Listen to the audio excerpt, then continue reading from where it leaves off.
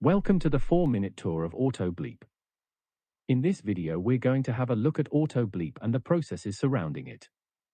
In general terms, the aim of Auto Bleep is to ensure the early recognition of a patient who may be potentially deteriorating.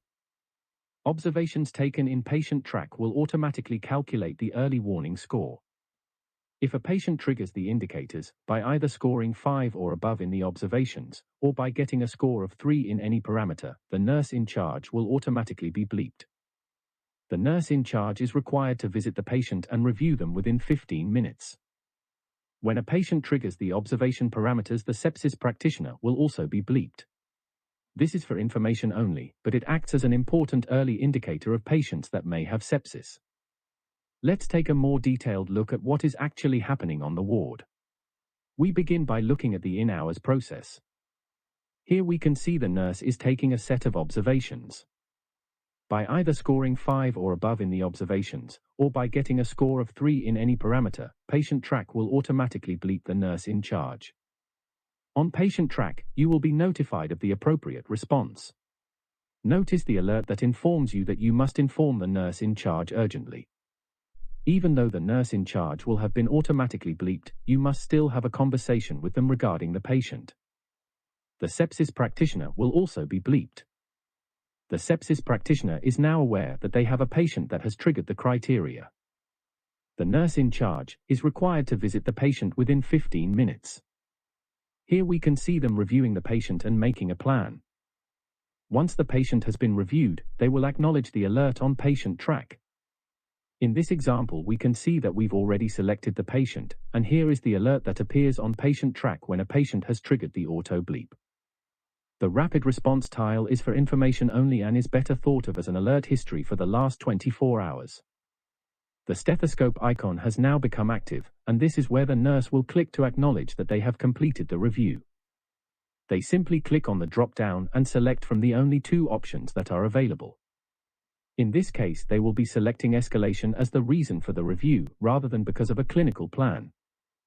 The notes box is not used to document clinical information. You must continue to use the paper notes. So, all we need to do is submit, and the process is complete on Patientrack. Remember, the most important thing is to review the patient. After this, you can acknowledge the alert in Patientrack. So, that's the perfect case, but everything doesn't always go to plan. For example, what would happen if the patient isn't seen within 15 minutes? Patientrack has been programmed so that if the alert hasn't been acknowledged by the nurse in charge within 15 minutes, it will automatically get escalated. After 15 minutes, the nurse in charge is sent a reminder bleep. The sepsis practitioner is also sent a reminder bleep. And this time, the divisional matron is also bleeped. This is so that the matron is aware that there's a patient that should have received a review. At this stage the information is just for the matron's own awareness, and they are not expected to act on the alert. If another 15 minutes passes, a second reminder bleep will be sent to all 3 again. This time the matron is expected to call the ward and find out why the patient has not received their review. So that's the end-to-end process on how Patientrack will automatically bleep and manage the requirement for a review to take place. But before I go, how does this work out of hours? The process is exactly the same, but now the e-task coordinator is bleeped as well as the nurse in charge. The e-task coordinator will also receive the reminder bleeps if an acknowledgement of the review has not been recorded on Patientrack within 15 minutes. So, there we have it, the auto bleep process, in and out of hours. Remember, the aim is to improve patient care, and we truly believe this is going to be a great way of working. Thanks for listening and staying with us to the end of the video.